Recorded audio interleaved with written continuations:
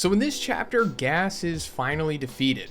Or at least I think he is. I hope he is. Because if he's not, then we have like a serious problem on our hands. But I'm pretty sure he is. And I'm going to explain what led to this and how it happened and everything. But first we're going to have to take a look at the previous chapter. So in that chapter, Goku essentially figured out that he can bring out the most of his power using the Ultra Instinct Sign, aka Omen. And once he did that, he started to get the upper hand on Gas. Then Alex stepped in at the last moment and gave Gas one final pep talk. And this pep talk triggered something that was apparently still dormant in Gas, and through this he was able to unlock the final portion of his power, I guess you could say, which of course made him stronger than Goku. Kind of been like the theme of this arc. I mean, I guess that's the theme of like every Dragon Ball arc, but they really doubled down on this one. But when we see Gas achieve his final form, I guess you could say, he's not looking so good. Goku's like, don't force the guy like that. If he wants to fight us again, we're up for it whenever. And Alex like, shut up, Saiyan. There won't be a next time for Gas. And us seeing this drained,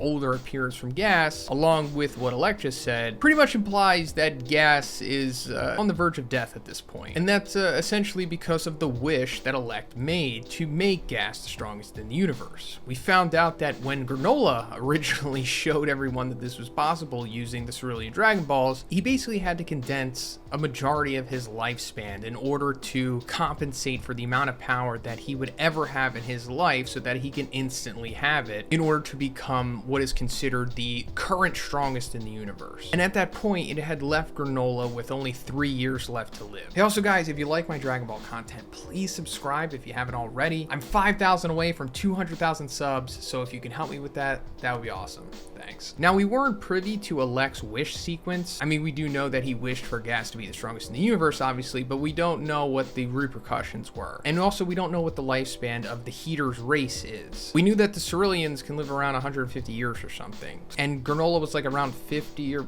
I don't know, somewhere around there. So it condensed around, 100 years left of his life into having 3 years left to live. Gas is obviously older than Granola, or at least heavily implied, considering that 40 years ago he was an adult when Granola was still a child. So by my estimation, Gas has maybe days left to live, if not hours. But anyway, he's become so powerful now that he can like force choke Goku and use like a variant of Goku's Susanoo ability, which we're actually going to see in this chapter. The same ability that he used against Zoro at the end of that arc, but instead of becoming like a full-blown Ki Susanoo, he could just amplify his limbs. But the major theme of Gas's beatdown of Goku here is that he's definitely not okay, because even Gas himself is like, it's as if every cell in my body is burning away, fueling me. And he likes this for some reason. Hey, also guys, if you're wondering how I've been cranking out all this content lately, well, it's because of gamer subs. I really love this stuff.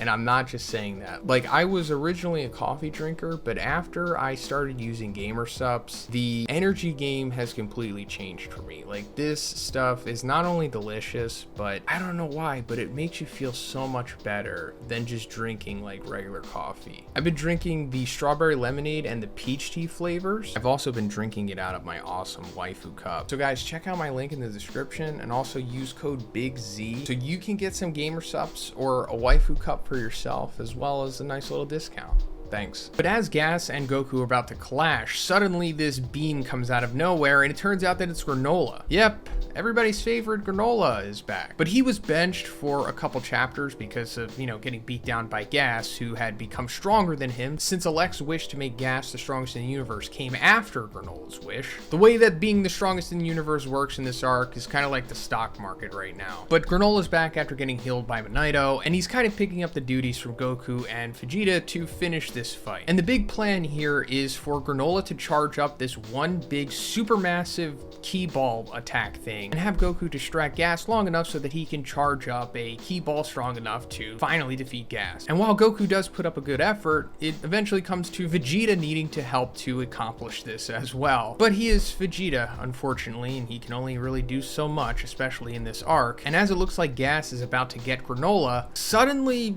somehow, Goku taps into Master Ultra Instinct despite ostensibly like being defeated before that, and he could go back into his Susanoo form, what we were talking about earlier, what he did against Moro at the end of that arc. And before Gas can get to Granola, he grabs him and like literally throws him off the planet. He does this because Granola essentially needs to fire off this massive blast off the planet because it's become so powerful that if he doesn't, then it'll destroy Planet Cereal. So this is like an alley-oop between Goku and Granola here. But Granola successfully launches this thing that looks pretty much like a spirit bomb, and the end result is pretty spectacular. It's like a massive explosion. And if you guessed, oh, this isn't gonna kill Gas, well, you were right. Granola has had like a full face turn here. I mean, he had it a couple chapters back, but he's come full circle with his character arc, where he no longer cares about revenge anymore. And he basically says, you know, Gas is gonna be out cold for a few days, so take him and leave. Never darken our doorstep again. Then Granola apologizes to Goku and Vegeta, which, you know, rightfully he should. And we see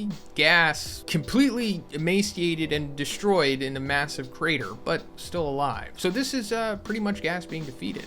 Or at least I really hope so, because this arc has kind of drug on a little too long. And it's not that I want arcs to be rushed or anything, but like I said in the beginning, this arc has just been kind of repetitive with the I'm stronger now. No, I'm stronger now. No, wait, actually, I'm stronger now. But what's going to happen after this? I mean, Alek's probably not going to take too kindly to this, so he's going to do something, I assume, to foil everyone, possibly. But best case scenario, Frieza finally shows up because he has been name dropped many times throughout this arc, and I think it would be kind of anticlimactic if we don't at least see him or react to something that happened in this arc. But if it's not Frieza, I would just like it to be something that expands upon something that has been established before, because that's something that Dragon Ball Super specifically really struggles with, and it's like longevity and continuity. So another thing that's possible, I guess, is 7-3. The Heeters still technically have him, right?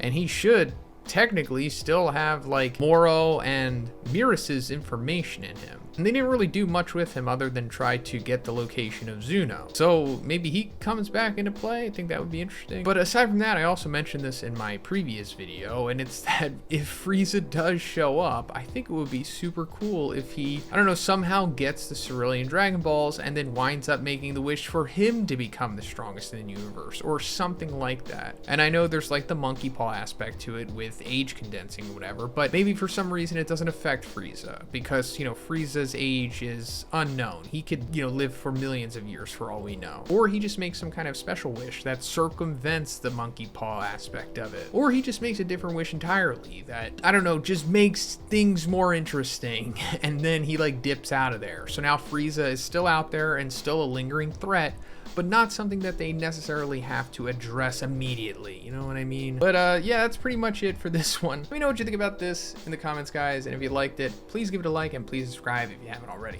Have a great day, and I'll see you in the next one.